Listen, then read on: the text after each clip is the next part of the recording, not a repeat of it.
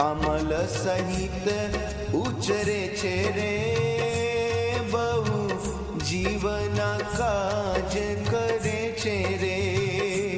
સાચા સંત એ છે સુખદાયી રે, એમ કહે છે સહુ જગમાઈ રે. ઓ એવા સંતથી સરે છે કાજ રે, તે દિવસ કે વડિયા જ રે. તે તો કહ્યું તુમે તુને મોરે રે, ભૂલી પૂછ્યું તે પૂછ્યા ને હોરે રે. ઓ સાચા સંત કે શ્રી હરિ સોય રે, જીવ તારવાએ જગે દોઈ રે. દેહ વિના જે સંત કહેવાય રે, દેહ સંતથી કાજ ન થાય રે.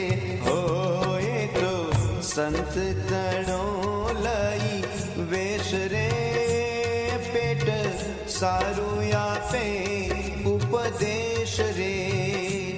તેણે પણ સમજશો સંત રે, થાશે જ્ઞાન મોટું જો અત્યંત રે. ઓ એનો જો કરશો વિશ્વાસ રે, નાખ સે તો કોટે કાળ પાસ રે. પાડશે પ્રભુનો કાળ ચોખ્ખો રે, થશે એ વાતનો બહુ ધોખો રે. ઓ કાં તો કરશે કર્મ પ્રધાન રે, કહેશે ઘટ ઘટમાં ભગવાન રે. કાં તો થઈ ગયા હવે થાશે રે, બમ્બે બંબ બહુ ગાશે રે. હો નથી પ્રભુ તાણી દિશ લીધી રે, મૂર ખાઈ રહ્યા મત બાંધી રે. આપ સ્વાર્થ સારવા કાજ રે, કરે બહુ જીવનાય કાજ રે. ઓ એવા થકી માનશે કલ્યાણ રે, તે તો બહુ દિન થાશે હેરાણ રે.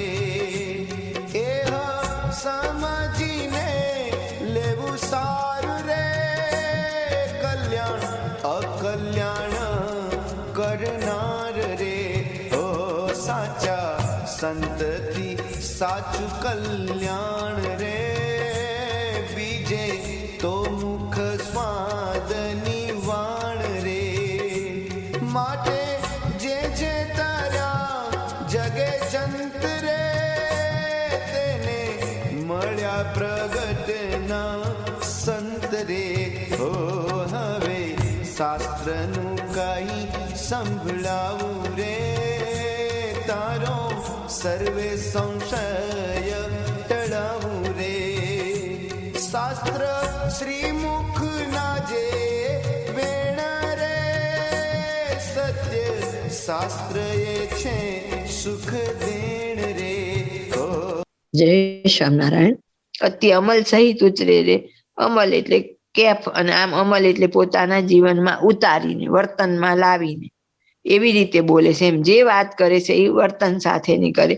બહુ જીવના કાજ કરે છે ને સંકલ્પ માત્રમાં કામ કરે. કે મામા જ્યારે અમેરિકા જાય છે ત્યારે જઈને સંકલ્પ કરી આવે કે આ જે નાયગ્રામાં ચરણ રજ નાખી અને સંકલ્પ કરે કે આ પાણી જ્યાં જ્યાં જેટલા જગ્યાએ જાય ને એની અંદર જેટલા જીવ છે, એક દરિયામાં તો કેટલા જીવ હોય એમ, તો કે આ બધાયનો સત્સંગમાં જન્મ થાવ લ્યો. એને કોઈ સોર બકોર ઉત્સવ સમય આ કઈ ન કરીને પણ કેટલા જીવનું કામ એવા મુક્તનું તીર્થાટન હોય છે, અનંત જીવના શ્રેય માટે હોય છે, આપણી જેમ ફરવા માટે નથી હોતું. અને એક સંકલ્પ માત્રમાં એટલા બધા જીવનું કામ કરી નાખે. ત્યારે એમને પછી એક શિષ્ય પૂછે છે ને કે હો આમાં તો કેટલા બધા જીવ હોય, આટલા બધા જીવ જો અહીંયા ભારતમાં જન્મ લે તો કે વસ્તી વધારો ન થઈ જાય. ત્યાર મામા કહેશે કે તારે એક બ્રહ્માંડ છે, મહારાજને એક બ્રહ્માંડ નથી. એનો મતલબ કે આજ બ્રહ્માંડમાં જન્મ ધરે એવું નહીં, બીજા બ્રહ્માંડમાં પણ એ જીવ જાય, પણ મૂળ એન કેન એટલા બધા જીવ સત્સંગમાં આવે. મોટા મુક્તો કોઈ દેકારો ન કરે, એમના સંકલ્પથી જ કામ થઈ જાય. સાચા સંત એ છે સુખદાયી રે, એમ કહે છે સૌ જગમાં રે.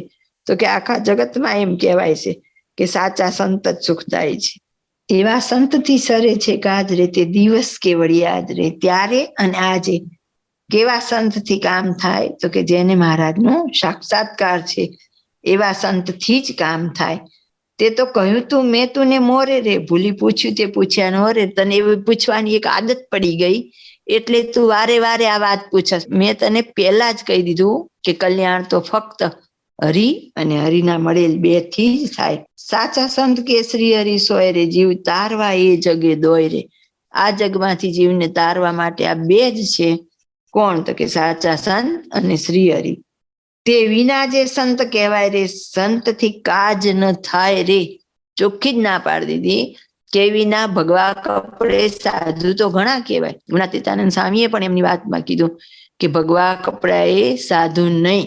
તો કે સાધુ તો ઘણા બધાને કહેવાય, પણ એનાથી જે કલ્યાણ થવું જોઈએ થાય નહીં. એ તો સંત તણો લઈ વેશ રે, પેટ સારું આપે ઉપદેશ રે. એ તો કે શેના માટે ઉપદેશ આપે? તો કે પોતપોતાની સંસ્થા ચલાવવા માટે, પેટનો મતલબ. અને એ તો ખાલી એને વેશ લીધો છે. તેને પણ સમજશો સંત રે, થાશે જ્ઞાન મોટું જો અત્યંત જ્ઞાન એટલે નુકસાન. જો એને તમે સંત માની અને સેવશો આવી રીતે તો કે તમને બહુ મોટું નુકસાન. તો શું નુકસાન? તો આપણે ભૈલાલભાઈ નું જોયું કે વૈકુંઠમાં બેઠા સૌ, કેદી વૈકુંઠમાંથી નીકળશે, પાછા 184 જશે. એમ કરતા કરતા ક્યારે સત્સંગમાં આવશે, ક્યારે એની સુધાજ્ઞા ઉપાસના થાય, ક્યારે આવા મોટા મુક્ત મળે તો વારો આવે. નહીતર પાછા ઈનાઈ ચક્કરમાં વળી ખોટા કે અધૂરા ગુરુ મળશે, બીજા ધામમાં જશે, વળી પાછા 184 જશે. અનંત વાર જીવામ ફર્યા કરે, ત્યાર પછી એને આવી તક મળે. પણ આપણે તો મળ્યા જાણ્યા છતાં આપણે એની અવગણના કરીએ. અમૃત રત્નમાં હતું ને થોડા દિવસ પહેલા કે કોઈ બીજાને કે ઐશ્વર્યાર્થીઓને સાચવવા માટે પણ જો મુક્તની અવગણના કરવામાં આવે તો એ પણ મુક્તનો અપરાધ છે. એટલે કે તેને સમજશું સંત તો આપણે શું થવાનું છે? નુકસાન. હવે આગળ કહેશે કે નુકસાન શું?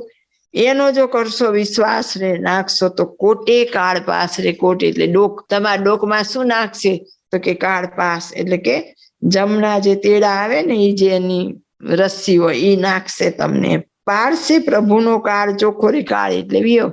તો કે મહારાજથી તો તમારું ઘણું છેટું થઈ જશે. થાશે વાતનો બહુ ધોખો રે.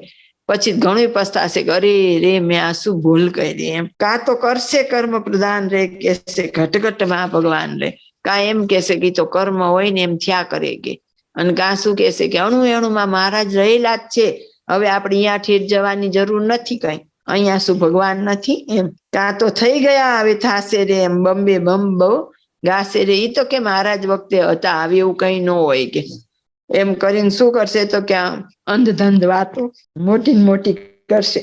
નથી પ્રભુ તણી દીશ લાદી રે, મૂર્ખાઈએ રહ્યા મત બાંધી રે.